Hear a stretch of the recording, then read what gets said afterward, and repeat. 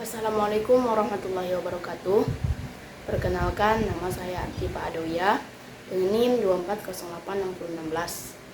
Pada video kali ini saya akan membuat video edukatif mengenai mata kuliah dasar-dasar ilmu pendidikan. Nah, untuk materi mencakup 3 materi. Yang pertama, perbedaan jalur jenjang dan jenis pendidikan menurut Undang-Undang Nomor 20 Tahun 2003. Yang materi kedua mengenai penjelasan dasar, fungsi, tujuan, dan prinsip standar nasional pendidikan.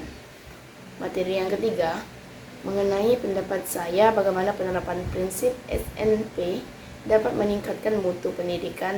Berikut penjelasannya. Yang pertama, mengenai perbedaan jalur, jenjang, dan jenis pendidikan menurut Undang-Undang Nomor 20 Tahun 2003. Nah, dalam sistem pendidikan nasional ada 3 istilah penting. Ada jalur, jenjang, dan jenis pendidikan. Nah, untuk yang pertama yaitu jalur pendidikan. Jalur pendidikan ini merupakan arah atau bentuk utama penyelenggaraan pendidikan. Nah, jalur ini juga dibagi menjadi 3 macam. Ada jalur pendidikan formal, pendidikan non-formal, dan jalur pendidikan informal.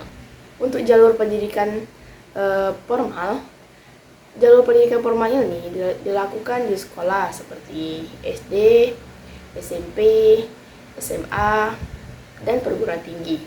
Untuk jalur pendidikan non-formal dilaksanakannya di luar sekolah seperti kursus, pelatihan, atau PKBM. Nah, untuk jalur pendidikan informal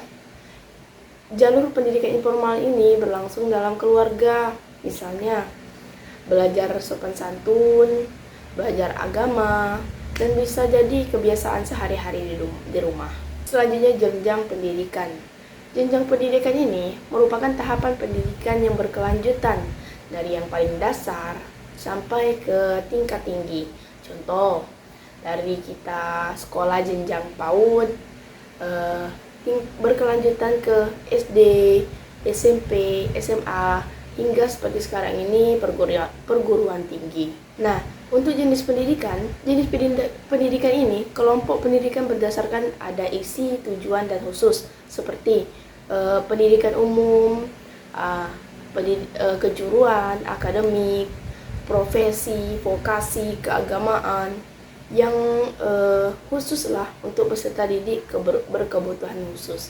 Nah, lanjut.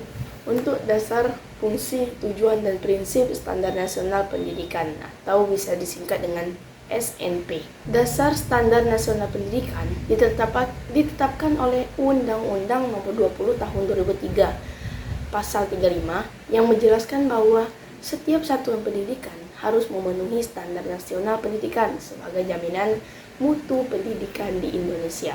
Adapun fungsi standar nasional pendidikan untuk menjadi tolak ukur mutu pendidikan nasional. Nah, artinya SNP standar nasional pendidikan ini digunakan sebagai pedoman bagi sekolah, guru, pemerintah dalam menyelenggarakan pendidikan agar hasilnya merata dan pendidikan yang berkualitas.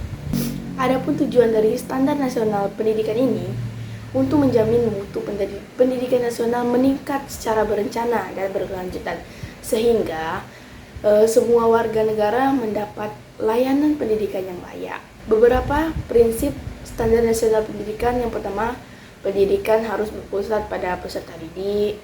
Yang kedua, belajar sepanjang hayat. Yang ketiga, relevan dengan kebutuhan hidup, kebutuhan masyarakat. Yang keempat, harus adil, transparan, dan akuntabel.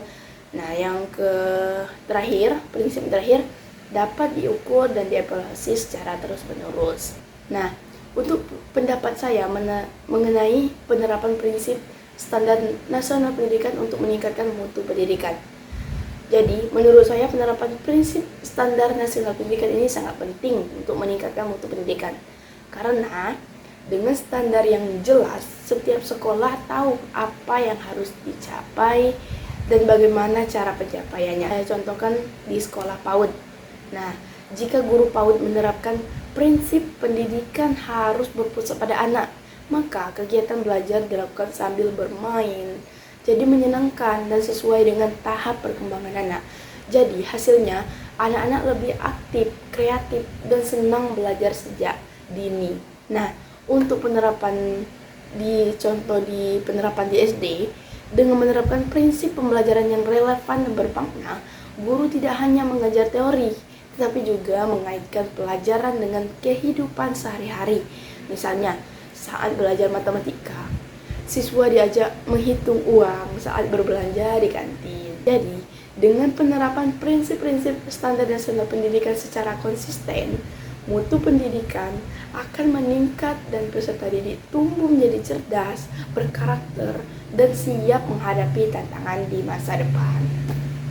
Nah, mungkin itu saja penjelasan mengenai jalur pendidikan tadi, jenis pendidikan, ada juga prinsip standar nasional pendidikan.